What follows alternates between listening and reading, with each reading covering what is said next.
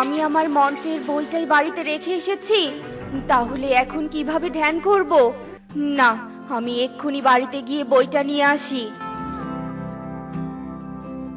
ভেবেছিলাম তান্ত্রিক মাতা ধ্যানে বসলে আমি সব দুধ চুরি করে নিয়ে আসব, কিন্তু এখন দেখছি তান্ত্রিক মাথা দুধের কলস রেখে কোথায় যেন চলে গেল। এই সুযোগে দুধের কলসটা নিয়ে পালিয়ে যেতে হবে। এ কথা বলে কালু এক মুহূর্ত দেরি না করে দুধের কলসটা নিয়ে বাড়িতে চলে আসে। কি ব্যাপার কালু, তুমি আজ কাজে গিয়েছিলে নাকি যে কাজের টাকা দিয়ে দুধ নিয়ে আসলে? আরে না না, আমি কাজ না করেই দুধ নিয়ে এসেছি। মানে কিভাবে? তারপর কালু কাকুলিকে সব কথা খুলে বলে। কালু, তোমার এই বুদ্ধি দিয়ে কিন্তু আরো কাজ করা যাবে। কি কাজ কাকুলি? এরপর কাকুলি তার বুদ্ধির কথা কালুকে খুলে বলে।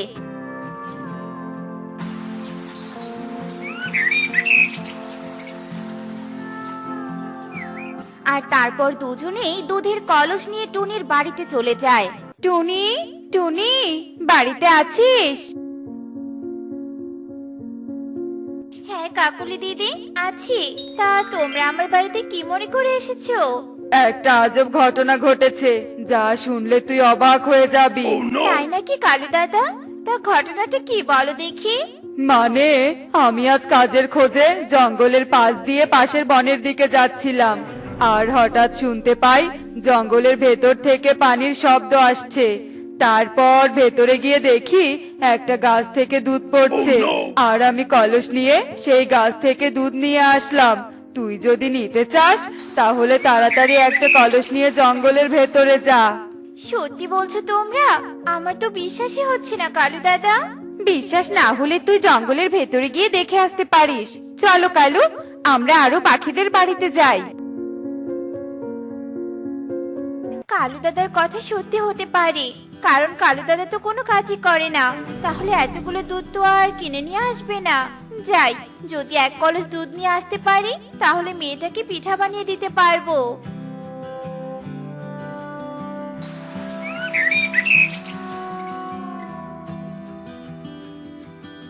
কাকুলি, টুনি তো বাড়ি থেকে বেরিয়ে গেছে। এবার আমি টুনির ঘরে ঢুকে চাল ডাল টাকা পয়সা চুরি করে নিয়ে যাব, আর তুমি আরো পাখিদের এসব বলে বাড়ি থেকে জঙ্গলে পাঠিয়ে দাও, কেমন? আচ্ছা ঠিক আছে, ঠিক আছে, আমি যাচ্ছি। তুমি কিন্তু তাড়াতাড়ি এসো। এরপর কাকুলি বনের বাকি পাখিদের কাছে চলে যায় আর তাদের মিথ্যে কথা বলে সবাইকে জঙ্গলে পাঠিয়ে দেয়। এদিকে কালু কাক টুনির বাড়ি থেকে চুরি করা জিনিসপত্র তার বাড়িতে রেখে কাকুলির কাছে চলে যায়। কালু, তুমি এসেছো? আমি সবাইকে জঙ্গলে পাঠিয়ে দিয়েছি। এবার চলো তাড়াতাড়ি সবার জিনিসপত্র চুরি করে নিয়ে বন ছেড়ে অন্য বনে পালিয়ে যায়।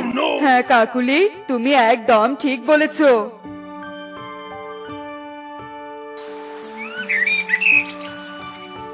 এ কি, আমার দুধের কলসটা কোথায় হারিয়ে গেল? নিশ্চয়ই কেউ চুরি করে নিয়ে গেছে। কিন্তু চোর, তুই ভালো করেই জানিস যে সবকিছু তান্ত্রিকের ধ্যানের জিনিসপত্র ছিল। তারপরও দুধের কলস চুরি করে নিয়ে গেছিস, তাই না? এর শাস্তি তোকে দিয়েই ছাড়বো। এই জঙ্গলে আর ধ্যান করা হবে না। আমি বরং আমার বাড়ির পাশের পুকুরের ধারে যাই। এসব বলে তান্ত্রিক মাতা সব জিনিসপত্র নিয়ে সেখান থেকে চলে যায়। এদিকে বনের সবাই দুধের গাছ খুঁজতে খুঁজতে ক্লান্ত হয়ে যায়। পুরো জঙ্গল ঘুরে ঘুরে দুধের গাছ খুঁজলাম, কিন্তু কোথাও তো দুধ পড়া গাছ দেখলাম না। আমার মনে হচ্ছে কালু কাকলি আমাদের মিথ্যে কথা বলেছে। হ্যাঁ সুখী, তুমি একদম ঠিক বলেছো। চলো সবাই বাড়িতে চলে যাই। হ্যাঁ হ্যাঁ, তাই চলো। এরপর সবাই যখন বাড়ির দিকে আসতে থাকে ঠিক তখনই একটা গাছ কথা বলে ওঠে। আমাকে তোমরা সাহায্য করো, আমি যে খুব তৃষ্ণার্ত, পানির জন্য কলিজাটা ফেটে যাচ্ছে। তার মানে তুমি কি সেই দুধ দেয়া গাছ? দুধ দেয়া গাছ মানে? আমি তো তোমার কথা কিছুই বুঝতে পারছি না। টুনি চল, সবাই এক কলস করে পানি এনে গাছকে দেই, তারপর না হয় সবটা বুঝিয়ে বলবো। এরপর সবাই মিলে নদীতে চলে আসে আর এক কলস করে পানি নিয়ে গাছের কাছে চলে যায়। আর গাছের গোড়ায় পানি দিতে দিতে গাছকে সব কথা খুলে বলে। ওই পাখি হয়তো তোমাদের মিথ্যে কথা বলেছে। আমি কখনো কাউকে দুধ দেইনি। তবে তোমরা আমার উপকার করেছো, তাই আমি তোমাদেরকে কিছু উপহার দিব। এই নাও কিছু ফল, এই ফলগুলো তোমরা নিয়ে যাও। আচ্ছা ঠিক আছে গাছ, তোমাকে অনেক ধন্যবাদ।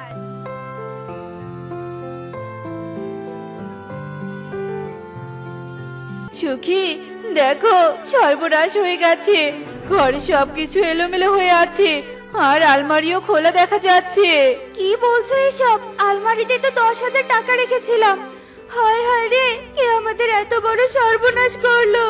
সব টাকা চুরি করে নিয়ে গেছে। কে আবার চুরি করবে? কালু দাদা ছাড়া? কালু দাদা ছাড়া এই কাজ আর কেউ করবে না। এবার বুঝেছি কালু এজন্য আমাদের মিথ্যে বলেছিল। চলো সুখী, সবাইকে নিয়ে কালুর বাড়িতে যাব। ঘরে চাল ডাল কোনো কিছুই দেখছি না, সব চুরি করে নিয়ে গেল। মেয়েটা যদি বাড়িতে থাকতো তাহলে কি আর চোর বাড়িতে আসতে পারতো? সারা দিন খেলা করে কাটিয়ে দেয় মেয়েটা। টুনি, সবকিছু কালো চুরি করে নিয়ে গেছে। এরপর কবুতর টুনিকে সব কথা খুলে বলে, আর তারপর সবাই মিলে কালুর বাড়িতে চলে যায়।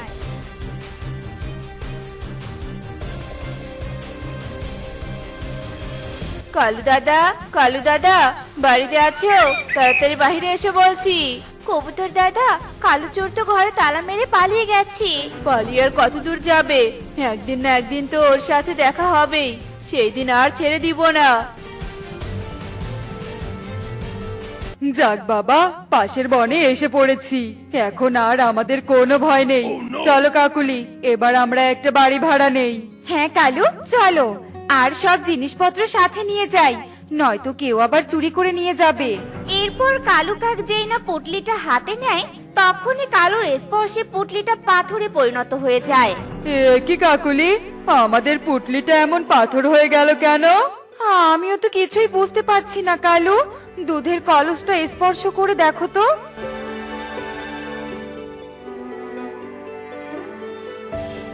এ কি, কলসটাও তো পাথর হয়ে গেল। কাকুলি, আমার সাথে এসব কি হচ্ছে? ওই চুরি করা টাকা পয়সা সব কিছু তো পাথর হয়ে গেল। আমার মনে হচ্ছে ওই তান্ত্রিক মাতা কিছু একটা করেছে। কেন যে তান্ত্রিক মাতার দুধগুলো চুরি করে নিয়ে এলাম? এখনো সময় আছে, চলো সবকিছু নিয়ে তান্ত্রিক মাতার কাছে যাই। কিন্তু এই পাথর নিয়ে কিভাবে যাব? চলো আমরা সবকিছু এখানেই রেখে যাই, আর তান্ত্রিক মাতাকে বলে সব জিনিসপত্র আগের মতো করে নিয়ে আবার এখানে ফিরে আসবো। এরপর কালু কাকুলি আবারও আগের বনের দিকে আসতে থাকে, আর উড়তে উড়তে তারা জঙ্গলের ভিতরে পৌঁছে যায়। এভাবেই বেশ কিছুক্ষণ কেটে যায়। কাকুলি, তান্ত্রিক মাতা তো জঙ্গলের কোথাও নেই, এবার আমাদের কি হবে? কালু, তান্ত্রিক মাতা তো মানুষ ছিল, তাই মানুষের রাজ্যে গেলে তান্ত্রিক মাতাকে পাওয়া যেতে পারে। ওই তো তান্ত্রিক মাতা। তান্ত্রিক মাতা, আপনি আমাকে সাহায্য করুন, আমি আপনার দুধের কলস চুরি করে বড় অন্যায় করেছি, আপনি আমাকে ক্ষমা করে দিন তান্ত্রিক মাতা। শয়তান মূর্খ পাখি, তুই দুধ চুরি করে একবার ধ্যান নষ্ট করেছিস, আবার এখনো আমার ধ্যান নষ্ট করে দিলি। ওই শাস্তি দেওয়া তোকে কম হয়েছে, তোকে আরো কঠিন শাস্তি দিতে হবে। না না তান্ত্রিক মাতা, আপনি আমাকে আর শাস্তি দিবেন না, সত্যি বলছি আর কখনো আপনার ধ্যান নষ্ট করব না।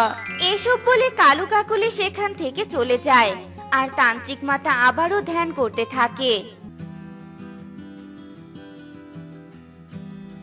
পাখিগুলো কত সুন্দর করে ডানা মেলে আকাশে উঠছে, আমিও যদি ওদের মতো ডানা মেলে আকাশে উঠতে পারতাম তাহলে কতই না ভালো হতো।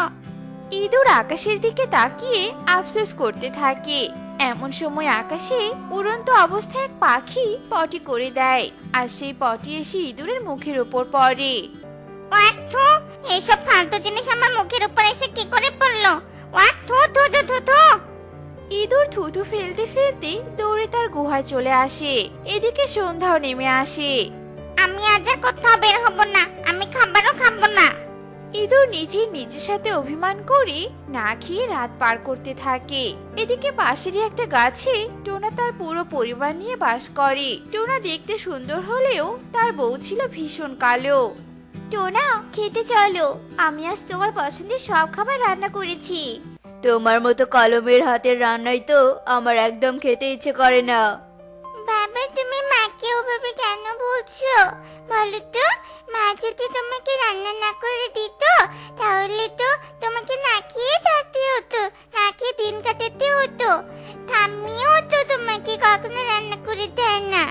কি রে, বাপের কাছে আমার নামে কি কান ভাঙাছিস রে বলতো?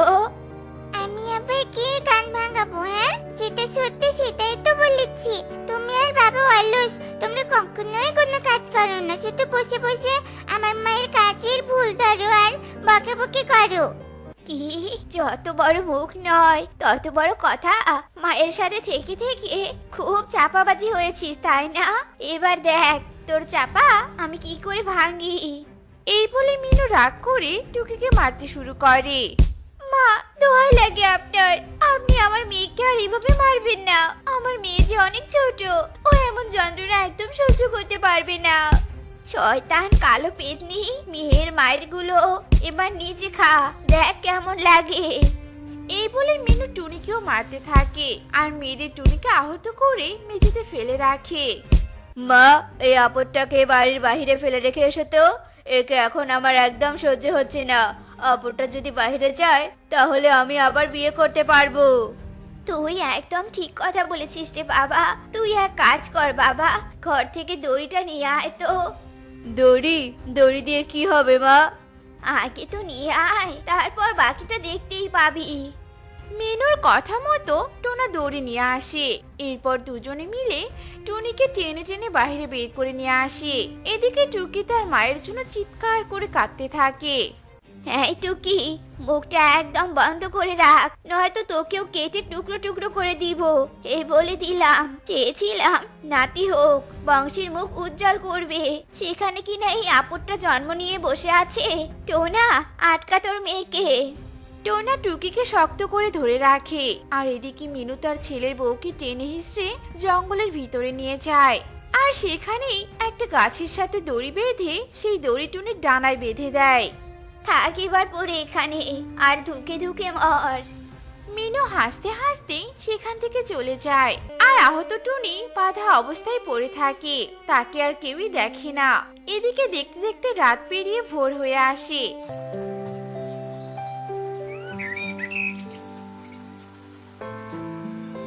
আর ইঁদুর খাবার খোঁজার জন্য বাইরে বেরিয়ে আসে।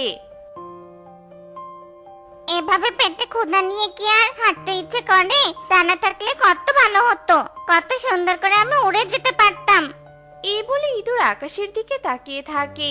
এদিকে একটা পাখি উড়ে যেতেই তার ডানা থেকে একটা পালক পড়ে যায় আর সেই পালক ইঁদুর তুলে নিয়ে ওড়ার চেষ্টা করে। তোর একটা পালক দিয়ে কি আর ওড়া যায়? ইঁদুর পালকটা নিয়ে মন খারাপ করে হাঁটতে থাকে। এদিকে হঠাৎ করে আকাশ ঘন কালো মেঘে ছেয়ে যায় আর মেঘের মধ্যে বৃষ্টি পড়তে শুরু করে। বৃষ্টি নামার তো দেখছি আর কোনো সময়ই পেল না। এই বলে ইঁদুর পালক নিয়ে উড়তে থাকে আর দৌড়ে গিয়ে টুনির পাশে একটা কচু পাতার নিচে দাঁড়ায়। যাক বাবা, পালকটা ভেজে নি। এই বলে হঠাৎ ইঁদুর পাশের দিকে তাকায় আর সেখানেই টুনিকে বাঁধা অবস্থায় দেখতে পায় আর গুটিসুটি পায়ে তার কাছে যায়। কে তুমি, আর তোমাকে বেঁধেই বা কে রেখেছে? টুনি কোনো কথা না বলে ফ্যাল ফ্যাল করে তাকিয়ে থাকে। দাঁড়াও, তোমার বাঁধনটা আগে খুলে দেই। এরপর ইঁদুর তার ধারালো দাঁত দিয়ে দড়িটা কেটে দেয় আর দড়িটা কাটার পর টুনি বেশ উড়াল দেওয়ার চেষ্টা করে, কিন্তু কিছুতেই পারে না। আমার অনেক কষ্ট হচ্ছে, তোমাকে আর ওভাবে উঠতে চেষ্টা করতে হবে না। অনেক বৃষ্টি পড়ছে, তার উপর তোমার শরীরের অনেক ক্ষতও হয়েছে। তুমি আগে আমার গুহায় চলো, তারপর বাকি সবকিছু দেখা যাবে। টুনি তার মুখ দিয়ে কোনো কথাই বলল না, চুপচাপ ইঁদুরকে অনুসরণ করে তার গুহায় চলে গেল। আর গুহায় ঢুকে চারিদিকে পাখির পালক দেখে অবাক হয়ে যায়। আমার গুহা দেখে অবাক হচ্ছ বুঝি? অবাক হওয়ার কিচ্ছুটি নেই। আসলে পাখিদের মতো আকাশে ওরা আমার ভীষণ শখ, কিন্তু সেটা তো আর পূরণ হওয়ার নয়। তাই নিজের ঘরে পাখির পালক রেখে নিজের মনকে সান্ত্বনা দিচ্ছি আর কি। ইঁদুর একা একাই কথা বলে, টুনি আর তার কোনো জবাবই দেয় না। এরপর ইঁদুর তার ঘরে থাকা কিছু ঔষধ নিয়ে টুনির গায়ে লাগিয়ে দেয়। এরপর টুনি কিছুটা সুস্থ বোধ করে আর আর ঘুমিয়ে পড়ে। এদিকে দেখতে দেখতে দিন পেরিয়ে রাত হয়ে আসে।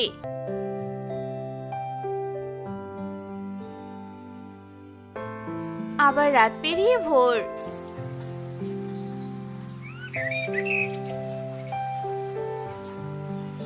ইঁদুর কিছু খাবার এনে টুনির সামনে রেখে বলে, এখন কি তোমার শরীরটা ভালো লাগছে? হ্যাঁ, এখন আমি পুরোপুরি সুস্থ হয়ে গিয়েছি। তাহলে তো অনেক ভালো। আর এই খাবারগুলো খেয়ে নাও তো। আর খেতে খেতে বলো তো কি হয়েছিল তোমার সাথে। এরপর টুনি খাবার খেতে থাকে আর তার সাথে সাথে তার সাথে ঘটে যাওয়া সব ঘটনা ইঁদুরকে বলে। তোমার সাথে তো তাহলে অনেক অন্যায় হয়েছে, কিন্তু এই অন্যায় তো মেনে নেওয়ার মতো নয়। তোমাকে ঘুরে দাঁড়াতে হবে, তোমাকে নিজের পায়ে দাঁড়াতে হবে, নিজের সন্তানকে কাছে আনতে হবে। তুমি ঠিক বলেছো, আমাকে নিজের পায়ে দাঁড়াতে হবে। কিন্তু আমার যে পাখাগুলো খারাপ হয়ে গিয়েছে, আমি এখন আমারই পাখা নিয়ে উড়বো কি করে? তোমাকে উঠতেই হবে। আর শোনো, আমি দেখেছি পাখিরা হালুয়া অনেক ভালোবাসে, তাই তুমি এখন থেকে হালুয়া বানিয়ে বিক্রি করবে, আর আমি তোমাকে সাহায্য করব। ঠিক আছে, আমি তাই করব। এরপর দুজনে হালুয়া বানানোর উপকরণ জোগাড় করে আর সব জোগাড় করে তারা দুজনে মিলে গাজরের হালুয়া বানায়। আর তারপর টুনি সেগুলো ঝুড়িতে করে মাথায় নিয়ে ঘুরে বেড়ায়। হালুয়া নিন হালুয়া, গরম গরম মজাদার হালুয়া, একবার মুখে দিলে স্বাদ লেগে থাকবে সারা জীবন। হালুয়া নিন হালুয়া। টুনির ডাক শুনে একে একে অনেক পাখি আসে কালো বউয়ের গাজরের হালুয়া খেতে। আর সবাই হালুয়া খেয়ে প্রশংসায় পুরো পঞ্চমুখর হয়ে যায়। এত সুস্বাদু গাজরের হালুয়া আমি আগে কোনোদিনও খাইনি। কাল কিন্তু আবার বানিয়ে নিয়ে আসবে, কেমন? সবার এত চাহিদা দেখে টুনি আর ইঁদুর মহা খুশি হয়। আর তারপর থেকে প্রতিদিন টুনি আর ইঁদুর গাজরের হালুয়া বানিয়ে বিক্রি করতে থাকে। আর এত বেশি লাভ হয় যে কয়েকদিনের মধ্যেই টুনি অনেক বড়লোক হয়ে যায় আর নিজের মেয়েকেও আনতে চলে যায়। মিস্টার টোনা, আমার মেয়েকে আমার কাছে ফিরিয়ে দিলে অনেক ভালো হয়। এত সহজে তো দিব না, তুই তো মারা গিয়েছিস, আবার ফিরে এলি কেন? আমি একবার নয় 1000 বার আসবো। আমার মেয়েকে ফিরিয়ে দেওয়ার জন্য কত টাকা লাগবে তোমার? খুব তো দেখছি টাকার গরম। তা কোনো বড়লোক পাখির গলায় ঝুলে পড়েছিস নাকি? হ্যাঁ, মুখ সামলিয়ে কথা বলো। চেয়েছিলাম তোমাকে পুলিশে ধরিয়ে দিব না, কিন্তু এখন তো দেখছি না ধরিয়ে কোনো উপায় নেই। এই বলে টুনি পুলিশে ফোন করে আর মুহূর্তের মধ্যেই পুলিশ এসে টুনি আর মিনুকে গ্রেফতার করে নিয়ে যায়। আর টুনি নিজের মেয়েকে আদর করে জড়িয়ে নেয়। টুনি পাখি, তুমি তো তোমার সব পেয়ে গেছো, এখন তো আমাকে আর প্রয়োজন হবে না। আমি বরং আসি। দাঁড়াও, তুমি আমার দুঃসময়ের বন্ধু আর আমি তোমাকে ছেড়ে দিব? তা কি করে হয়? তুমি আগে আমার পিঠে চড়ে বসো। এরপর ইঁদুর টুনির পিঠে চড়ে বসে আর টুনি ইঁদুরকে নিয়ে আকাশে উড়ে ইঁদুরের মনের আশা পূরণ করে। আসলে বিপদের বন্ধুই হলো প্রকৃত বন্ধু। মা, ও মা, কথা বলো মা, কথা বলো মা, তুমি কথা বলছো না কেন মা? মা, ও মা, আমার যে খুব খিদে পেয়েছে মা। মা, কথা বলো মা, কথা বলো। অসহায় গাভীর ছানাটা এক ধ্যানে কেঁদে চলেছে। এদিকে সে যে গাছের তলায় বসে কান্না করছিল, সেই গাছের মগডালে বসেছিল একটা ডাইনি টুনি। আর সে বসে বসে অসহায় গাভীর ছানার কান্না দেখছিল। এসব দেখে ডাইনি মনে মনে ভাবে, আহারে, ছানাটা তার মায়ের জন্য কত কান্না করছে। মনে হচ্ছে তার মাটা আর বেঁচে নেই। না, এভাবে আমি আর বসে না থেকে ছানাটার কাছে যাই বরং। এরপর ডাইনি অসহায় গাভীর ছানার কাছে যায়। কি গো ছানা, কি হয়েছে তোমার মায়ের বলো তো? ভূত! এই ভূত, এই ভূত, তুমি এখান থেকে চলে যাও, চলে যাও বলছি। তুমি আমার মাকে একদম নিয়ে যাবে না, এই বলে দিলাম। আরে আরে, তুমি আমাকে দেখে একদম ভয় পেও না। আমি তোমার কোনো ক্ষতিই করব না, আর তোমার মাকেও আমি কোথাও নিয়ে যাব না। এবার বলো তো, কি হয়েছে তোমার মায়ের? আমার মায়ের পেট ফোলা রোগ হয়েছিল। আমরা অনেক গরিব বলে আমার মায়ের চিকিৎসা করাতে পারিনি, আর চিকিৎসার অভাবে আমার মা মারা গেছে। কেউ আমাদের সাহায্য করতে আসেনি গো। আহারে কেঁদো না, তুমি আর কেঁদো না। তোমার এক মাকে হারিয়েছো, তাতে কি হয়েছে? আজ থেকে আমি তোমার আরেক মা, তবু তুমি কেঁদো না। সত্যি বলছো তুমি আমার মা? তাহলে আমি তোমাকে এখন থেকে ডাইনি মা বলে ডাকবো। আচ্ছা ঠিক আছে, তবে এখন যে তোর মাকে চিতায় দাহ করতে হবে, নয়তো যে তোর মায়ের একটা শান্তি পাবে না রে। আচ্ছা ঠিক আছে, চলো তাহলে। এরপর অসহায় গাভীর ছানা তার ডাইনি মা মিলে গাভীর মরদেহ চিতায় জ্বালিয়ে দেয়।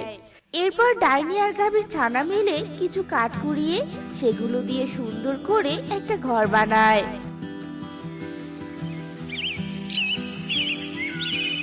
এরপর তারা দুজনে সেই ঘরে থাকতে শুরু করে। ডাইনি মা, আমার যে খুব খিদে পেয়েছে, তুমি আমাকে দুধ দাও না ডাইনি মা। প্রতি রাতে আমার মায়ের দুধ না খেলে আমার একদম ঘুম হয় না। মারে, তুই এক কাজ কর, তুই এই জঙ্গলে গিয়ে সবার কাছে সাহায্য চা, দেখবি কেউ তোকে ফেরাতে পারবে না। আর যদি আমি যাই তাহলে সবাই আমাকে সাহায্য করা তো দূরে থাক, আমাকে দেখলে যে ওরা ভয়ে পালিয়ে যাবে রে সোনা। ডাইনির কথা মতো অসহায় গাভীর ছানা পাখিদের কাছে গিয়ে সাহায্য চাইতে থাকে, কিন্তু কেউই তাকে সাহায্য করে না।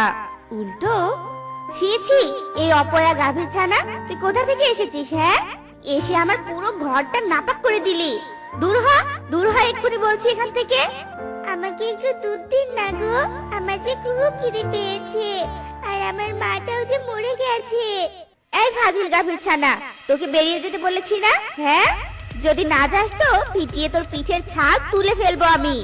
এরপর সুখী অসহায় গাভীর ছানার মুখের উপর দরজা লাগিয়ে দেয়, আর গাভীর ছানা কাঁদতে কাঁদতে ডাইনির কাছে ফিরে আসে। নিশ্চয় তোকে কেউ খেতে দেয়নি, তাই না? জানিস তো, তোর মতো আমারও একটা ছানা ছিল, আমি ওকে খুবই ভালোবাসতাম, কিন্তু আমি অনেক করেছিলাম। আমার মেয়েটার মুখে দুবেলা ঠিকঠাক মতো খেতেও দিতে পারতাম না। আমি সবার কাছে সাহায্য চেয়েছিলাম, কিন্তু আমাকে কেউ সাহায্য করেনি। এভাবে চলতে চলতে একদিন না খেয়ে আমার মেয়েটা মারা যায়, আর আমি ওর হারানোর যন্ত্রণা সইতে না পেরে আত্মহত্যা করি, আর ডাইনি হয়ে ফিরে আসি। জানিস, তুমি কেঁদো না ডাইনি মা, সবাই অনেক মজা। হ্যাঁ রে, তুই ঠিকই বলেছিস, সবাই অনেক মজা, তাই আমার কান্না একদম শোভা পাচ্ছে না। তুই বাড়িতেই থাকবি মা, আমি এক্ষুনি তোর খাবারের ব্যবস্থা করছি। এরপর ডাইনি উড়ে জঙ্গলে যায়, আর একটা সাধারণ পাখির রূপ নিয়ে সবার কাছে সাহায্য চাইতে থাকে। আমাকে দয়া করে কেউ একটু সাহায্য করুন, বাড়িতে যে আমার অসহায় ছানাটা না খেয়ে আছে, দয়া করুন না আমাকে কেউ। আজ সকালে যে আমি কার মুখ দেখে উঠেছিলাম কে জানে, সারা দিন যত সব ভিক্ষুকেরা এসে হাজির হয়ে যাচ্ছে। এই যাও যাও, আমার বাড়ি থেকে চলে যাও তো, আমার এখানে কোনো সাহায্য পাবে না। দিন না গো, দিন না আমার একটু দুধ, আমি আপনার জন্য ঈশ্বরের কাছে অনেক প্রার্থনা করব, একটু দয়া করুন। আরে বাবা, যাও তো এখান থেকে, আমার কোনো প্রার্থনার প্রয়োজন নেই। এরপর সুখী তার নিজের ঘরের দরজা বন্ধ করে দেয়।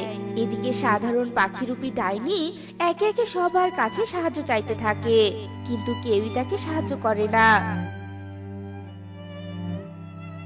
এরপর ডাইনি মনে মনে ভাবে, আমি বুঝতে পেরেছি, এরা কেউই আমাকে সাহায্য করবে না।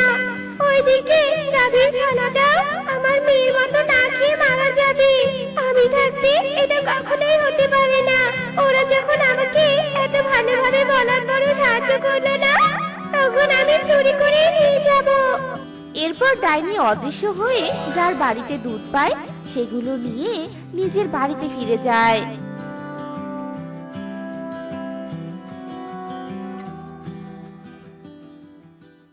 আর গাভীর ছানাকে খেতে দেয়।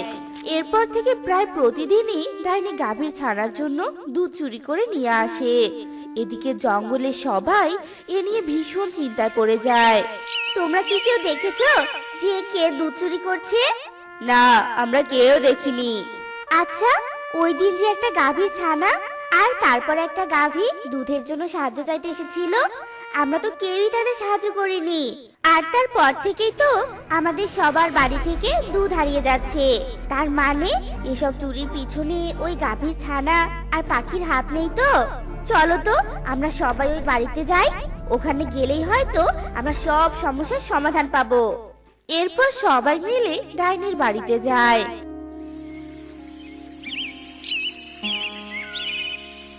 আর গিয়ে দেখে অসহায় গাভীর ছানা দুধ খাচ্ছে। এদিকে ডাইনি সবাইকে দেখে সাধারণ পাখির রূপ নেয়। এ দেখে সবাই ভীষণ রেগে যায় আর বলতে থাকে, চোর কোথাকার, আমাদের বাড়ির সব দুধ তোরা দুজন মিলে চুরি করে এনেছিস তাই না? আর এখানে এনে তৃপ্তি করে খাচ্ছিস। আজ তো তোদের মেরেই ফেলবো আমরা। এরপর সুখী গাভীর ছানাকে মারতে যায়। তখনই ডাইনি তার আসল রূপে ফিরে আসে। খবরদার, কেউ আমার ছানার শরীরে হাত দিবি না। তোরা একবার আমার মেয়েকে না খাইয়ে মেরেছিস, আর আজ এই অসহায় গাভীর ছানাকে মারতে এসেছিস। আমার মেয়ে মারা যাওয়ার পরও আমি তোদের মাফ করে দিয়েছি, কিন্তু আজ যদি তোরা এই গাভীর ছানাকে কিছু করিস তাহলে আমি তোদের ঘাড় মটকে দিব, এই বলে দিলাম। তোমাদের লজ্জা করে না দুধ চুরির অপরাধী আমাদের ধরতে আসতে? আরে তোমরা এতটাই নিষ্ঠুর যে আমি অসহায় ছানা হওয়া সত্ত্বেও আমাকে তোমরা কেউ সাহায্য করতে আসোনি। এই ডাইনি মা ডাইনি হওয়া সত্ত্বেও আমাকে আগলে রেখেছে। সে তো পারতো আমাকে খেয়ে ফেলতে, কিন্তু সে তা করেনি, কারণ সে ডাইনি হলেও একজন মা। গাভীর ছানার ডাইনির কথা শুনে সবার মাঝে অনুশোচনা হয়। আমাদের ভুল হয়ে গেছে, তোমরা আমাদের মাফ করে দাও। আর এখন থেকে তোমাদের আর চুরি করে খেতে হবে না, আমরাই তোমাদেরকে খেতে দিব। সুখের কথা শুনে গাভীর ছানা আর ডাইনি মা অনেক খুশি হয়।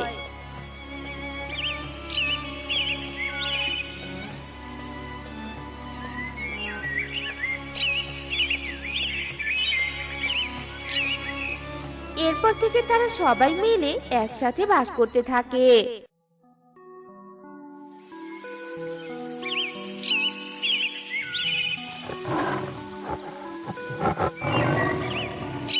এক বনে ঈগল নামে একজন ধনী জমিদার ছিল। ঈগল জমিদার ছাড়া সেই বনের সব পাখির পরিবারে গরিব ছিল।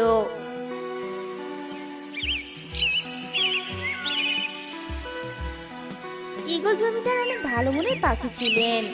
ঈগলের জমিতে বনের সব পাখিরা চাষাবাদ করত, আর তার বিনিময়ে ঈগল তাদেরকে টাকা দিত।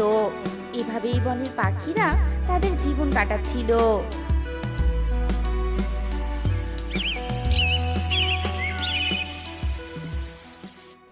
বাবা, কালু, টুনি, সুখী, মিঠু, তোমরা বনের সবাই তো এবার অনেক ভালো ফসল উৎপাদন করেছো। এমন সোনার ফসল দেখে তো আমার প্রাণটা জুড়িয়ে গেল। জমিদার মশাই, আপনার সোনার মতো জমিতে তো সোনার ফসল ফলবেই। সে যাই হোক না কেন, তোমাদের সবার হাতে কিন্তু জাদু আছে। কই আর জাদু জমিদার মশাই, আমরা তো শুধু আপনার দিক নির্দেশনা মতো কাজ করেছি, তাই জাদু যদি থাকতেই হয় সেটা আপনারই আছে। আচ্ছা যাই হোক, এখন সবাই ফসলগুলো তুলে ফেলো তো চটপট। আর টুনি শোনো, তুমি আমার সাথে বিকেলে ফসলগুলো নিয়ে বাজারে যাবে। কেন জমিদার মশাই, আমি কেন যাব? কেন মানে, ফসলগুলো তো বিক্রি করতে হবে, সেই জন্য।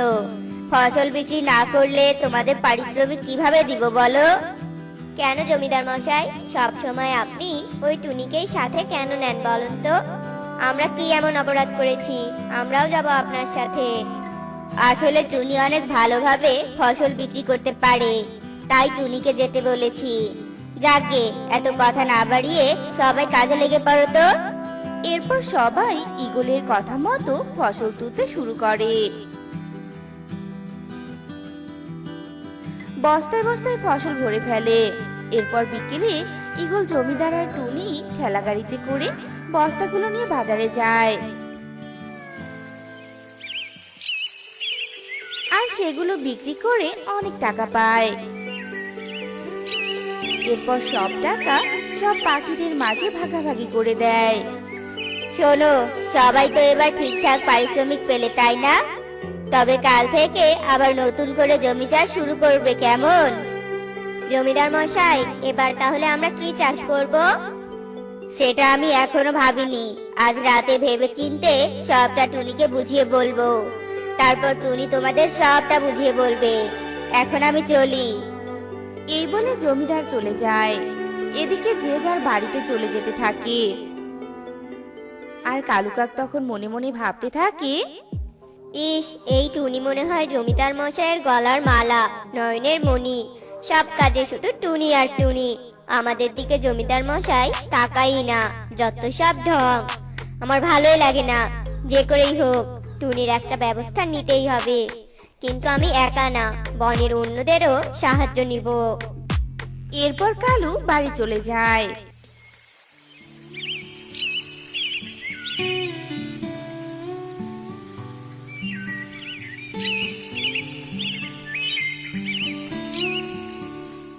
এরপর পরের দিন সকালে টুনি সবাইকে বলে দেয় কি চাষ করতে হবে। শোনো সবাই, এবার জমিদার মশাই জমিতে আলু চাষ করতে বলেছে। এই যে আমাকে আলুর বীজ দিয়েছে, চলো কাজে লেগে পড়ি। এরপর সবাই টুনির কথা মতো জমি চাষ করতে শুরু করে। আর সবাই মিলে বীজ রোপণ করে। এভাবে বেশ কয়েকদিন কেটে যায়। জমিতে আলুর চারাগুলো বড় হয়ে যায়। এদিকে জমিদার টনিকে সবার থেকে একটু বেশি বিশ্বাস করত। আর এজন্য অন্য পাখিরা টুনির সাথে হিংসা করত। সুখী, মিঠু, তোরা একটা জিনিস লক্ষ্য করেছিস? জমিদার মশাই টুনিকে সব থেকে বেশি বিশ্বাস করে। সব সময় সব কাজে শুধু একটা কথাই বলে, টুনি আর টুনি। কেন রে, আমরা কি ঢেউটিন নাকি? হ্যাঁ হ্যাঁ দাদা, তাই তো দেখছি। জমিদার মশাই আমাদের থেকে ওই টুনিকে বেশি প্রাধান্য দেয়। আর আমি দেখেছি টুনিকে আমাদের থেকে বেশি পারিশ্রমিকও দেয়। এটাই কথা। আমরা যা কাজ করি ওই টুনিও তো তাই কাজ করে। তবুও জমিদার মশাই ওকে বেশি টাকা দেয়। শোন, এই জন্যই আমি এক বুদ্ধি এঁটেছি। জমিদার যেন টুনিকে অবিশ্বাস করে। ঠিক বলেছো কালু দাদা।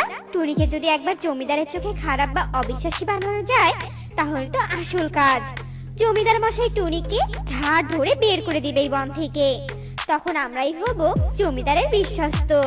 কিন্তু কি উপায়ে টুনিকে খারাপ বানাবো জমিদারের চোখে? কি উপায় আবার? চোরের বদনাম দিয়ে? মানে আমাকে একটু খোলাসা করে বলো তো। আরে বোকারা, শোন, কাঁটা দিয়েই কাঁটা তুলবো। জমিদারের জমির আলুগুলো আমরা চুরি করে টুনির বাড়িতে রেখে আসবো। আর জমিদারকে বলবো টুনি চুরি করেছে।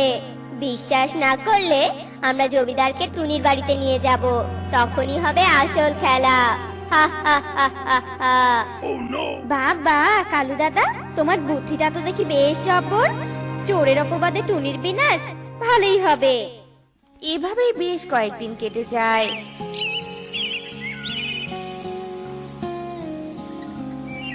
জমিদারের জমির আলুগুলো পরিপক্ক হয়ে যায়।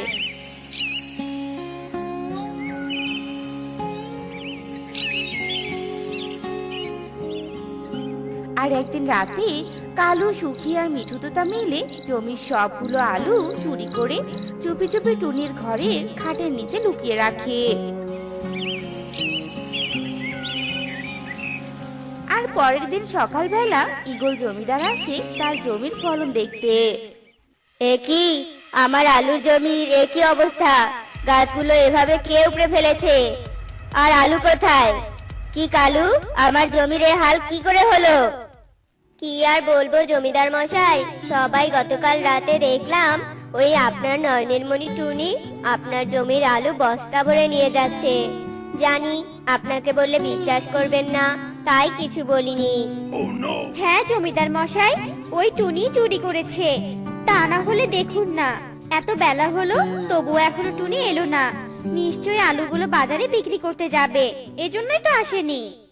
কি, ওই টুনির এত বড় সাহস? আমার সাথে বিশ্বাসঘাতকতা করলো? চল তো, চল তো তোরা আমার সাথে টুনির বাড়িতে চল।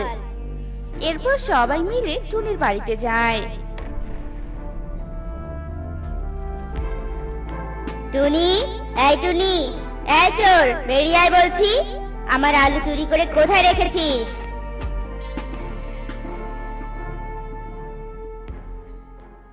এসব আপনি কি বলছেন জমিদার মশাই? আমি কেন আপনার জমির আলু চুরি করব? আমি চুরি করিনি জমিদার মশাই। জমিদার মশাই দেখুন, চোরের মায়ের বড় গলা। জমিদার মশাই, টুনির ঘর খুঁজে দেখলে সত্যি বোঝা যাবে। যা তো কালু, তোরা সবাই টুনির ঘর খুঁজে দেখ। যদি টুনির ঘর থেকে আলু পাওয়া যায়, তবে আজকে এই টুনির এই বনের শেষ দিন হবে। এরপর কালুরা ঘরে ঢোকে আর খাটের নিচ থেকে আলুর বস্তাগুলো বাইরে বের করে আনে আর বস্তার মুখ খোলে। এই দেখুন জমিদার মশাই, আলু। টুনি বস্তাগুলো খাটের তলায় রেখেছিল। ছি ছি ছি ছি টুনি, এতদিন আমি একটা চোরকে বিশ্বাস করেছি। ছি, এই টুনির মতো চোরের মুখ আমি আর দেখতে চাই না। কালু, তোরা সবাই এই চোরকে বন থেকে তাড়িয়ে দে, এটাই এর শাস্তি। টুনি ঈগলের কাছে অনেক কান্নাকাটি করলেও ঈগল জমিদার তাতে কান দেয় না। চোর অপবাদ দিয়ে টুনিকে সবাই অনেক মারধর করে আর বন থেকে তাড়িয়ে দেয়।